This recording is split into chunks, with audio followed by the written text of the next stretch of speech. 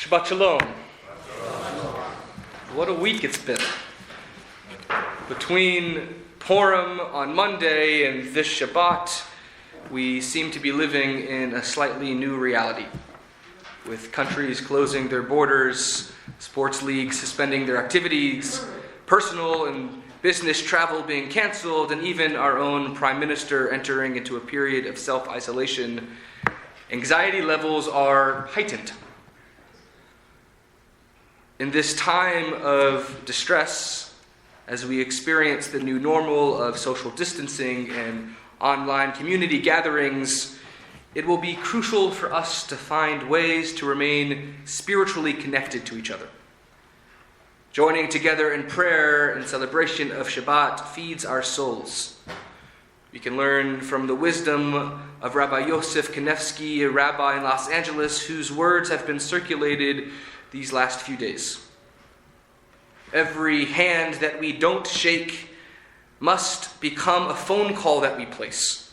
Every embrace that we avoid must become a verbal expression of warmth and concern.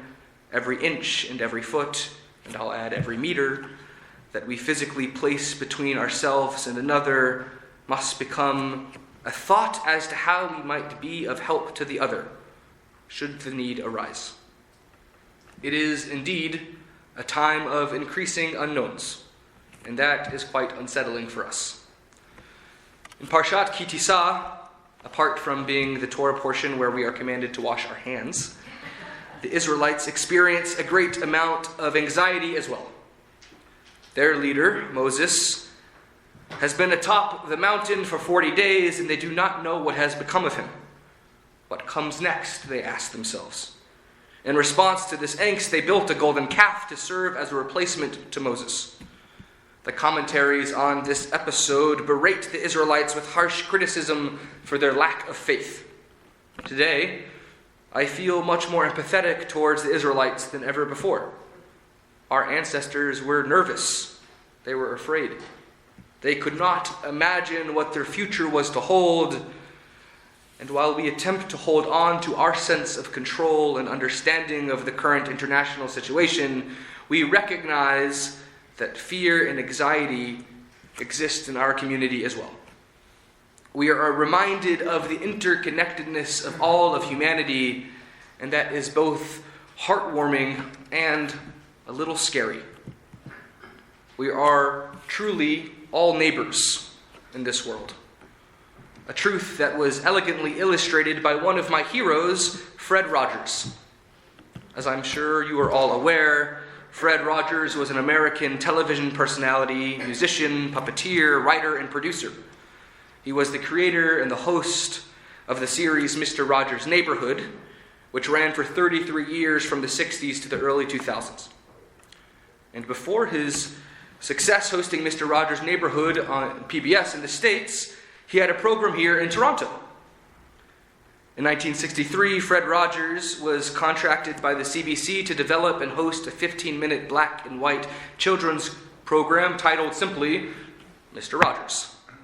Fred Rogers also happened to be an ordained Presbyterian minister, and many of the lessons and message he expressed in his shows were inspired by his faith in God. He was truly a spiritual person, exploring Catholic mysticism, Judaism, Buddhism, and other faiths and cultures as well. This Shabbat, I'd like to share with you some of his timeless wisdom that can influence us during this time. Perhaps his most well-known quote. When I was a boy, I would see the scary things in the news, and my mother would say to me, "Look for the helpers. You will always find people who are helping." I am so grateful to the first responders and medical professionals who are on the front lines battling this pandemic. We can all do our part by following the instructions of the Ministry of Health, the World Health Organization, and others, with the understanding that we are ultimately attempting to lighten the load that these helpers in the medical field are bearing for us. We recognize their bravery and depend on their compassion. Let's take a moment to offer a blessing for those who help. A blessing written by Susan Feldman. May the one who blessed and led our forebearers give countenance unto those who provide help for the ill and troubled among us. May they be filled with fortitude and courage, endowed with sympathy and compassion, as they give strength to those at their side. May they fight against despair and continue to find within themselves the will to reach out to those in need, and in their love of others, may they feel the blessing of community and the blessings of renewed faith. Together we say, Amen. Another lesson from Fred Rogers. All of us, at some time or another, need help. Whether we're giving or receiving help, each one of us has something valuable to bring to this world. That's one of the things that connects us as neighbors. In our own way, each one of us is a giver and a receiver. How important it is to internalize this message. With many of our children and grandchildren home from school, vulnerable populations being urged to refrain from entering public spaces, and heightened anxiety, we need to rely on the kindness of our neighbors. Just as Rabbi Kanevsky suggested, now is the time to reach out, whether over the phone or over video calls or written messages. It really makes a difference. Ahead of this Shabbat, one of our Yad members, Holy Blossoms 20 and 30s group, reached out to me and offered a helping hand. She said that she would be happy to run to the store for us in case Katie, who is pregnant, was anxious to go out, or if I was busy at temple. And anyone who has been to the store recently understands what an incredibly kind gesture this truly was. It's just another reason why I feel so honored and privileged to be a part of this sacred community. We can get creative with our outreach too. If you are feeling secluded or lonely, reach out to a friend and offer to share a meal over FaceTime or Zoom. You can prop your computer up on the edge and have dinner with your cousins in a different state, in a different province, in a different country.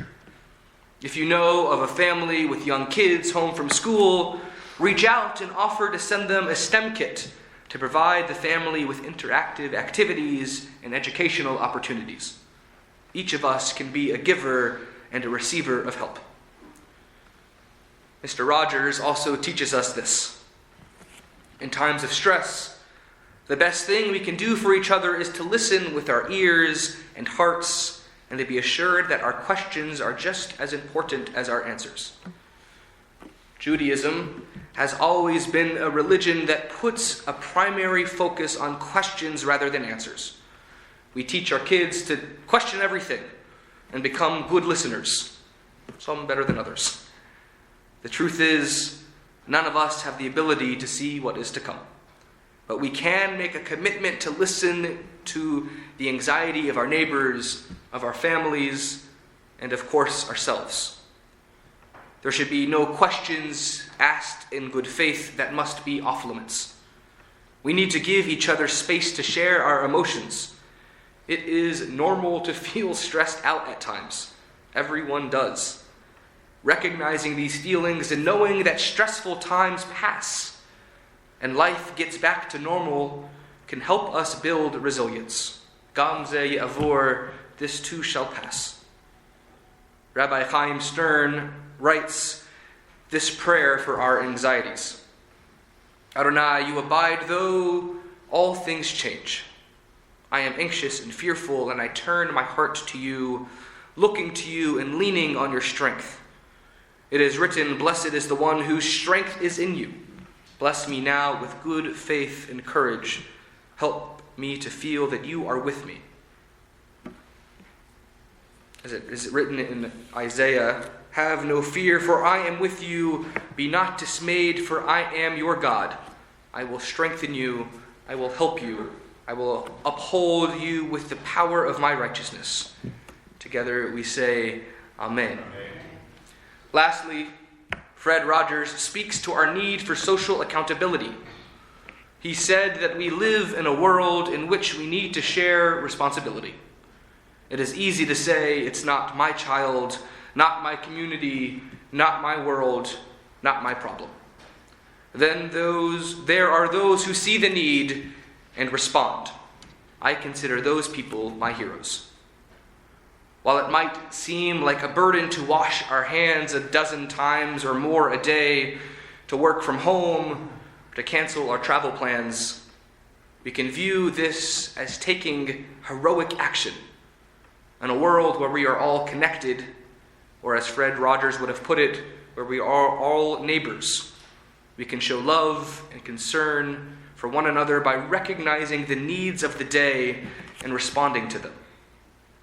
Fred Rogers took a nation's childhood, and maybe more so the North American people in general, through some very turbulent and trying times, from the Vietnam War in 1968 to the September 11th attacks in 2001.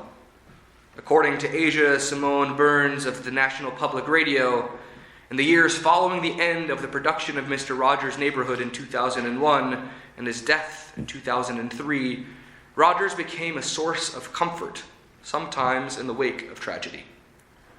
Nearly 20 years later, in the face of this global pandemic, we find that Fred Rogers can still be a source of comfort for us. On this Shabbat Ki Tisah, let us find ways to increase our spiritual and personal connections. May you and your families experience a sense of Shabbat calm and Shabbat joy. Whether you're celebrating with us here in person or virtually in your living rooms at home, we're wishing you all a Shabbat Shalom.